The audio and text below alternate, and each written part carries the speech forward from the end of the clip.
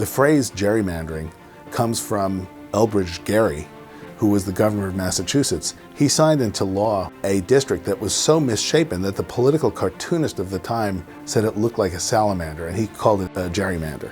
And that's where we get the name from.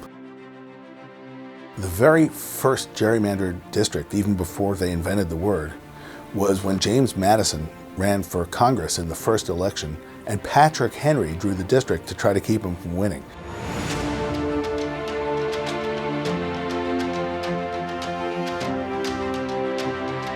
So we've had gerrymandering from the very beginning, but it has gotten worse because of computers.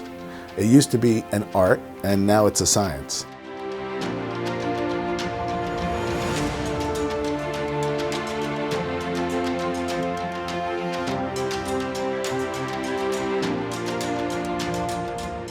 In the last 30, 40 years, we have two different incarnations of gerrymandering. One is racial gerrymanders, are district lines drawn to exclude or discriminate against minorities, or to make it more difficult for minorities to wield the appropriate amount of political power. There's a legal issue which has been around for a long time, which is that is it okay to draw lines taking race into effect so that, for example, you guarantee a certain number of districts that will have African American majorities. The second form of gerrymandering has to do with partisan gerrymandering, with parties gerrymandering, drawing district lines to advantage themselves. Since 2010, we've had mean-spirited partisan gerrymandering, which has distorted the representation at state legislatures and in Congress, and I think discourages people from voting because the politicians are picking their voters rather than the voters picking the politicians.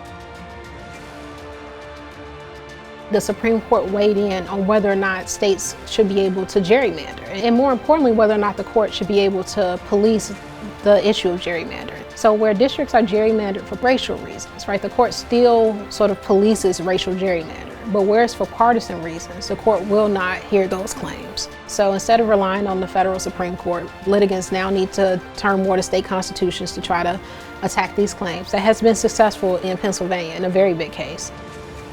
And Florida has a constitutional amendment which bars any consideration of partisanship in drawing districts. One very hopeful solution to the problem of gerrymandering is the creation of an independent citizen redistricting commission.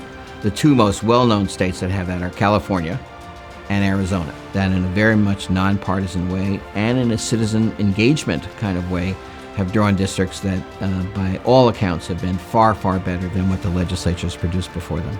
So there are options, but for the Supreme Court to abdicate its duty when it has this history, this 50-year history of policing the political realm is very disappointing. I just want to be able to vote for people who I think are going to best represent the interests of my community and the well-being of my community. I want to get out to vote, but I also want to be educated when I vote. Then you're going to have more of a chance of voting someone into office that's going to reflect your views. I really wasn't considering voting, but now that I see all my friends getting involved, I think it's time for me to make this change. I'm Charlie, and I'm 18 years old, and I registered to vote. I was taking a class about voter registration forms, and they basically told us what to do, what not to do, how to read the form, what you should suggest, and basically what to do in order not to get fined. I know that right now I can't vote or I can't pre-register, but I want to encourage people who are older than me because I have a lot of friends that are sophomores and juniors and seniors, and I want to encourage them that voting is the right thing to do and that your voice will be heard. I'm Janice and I'm 14 years old.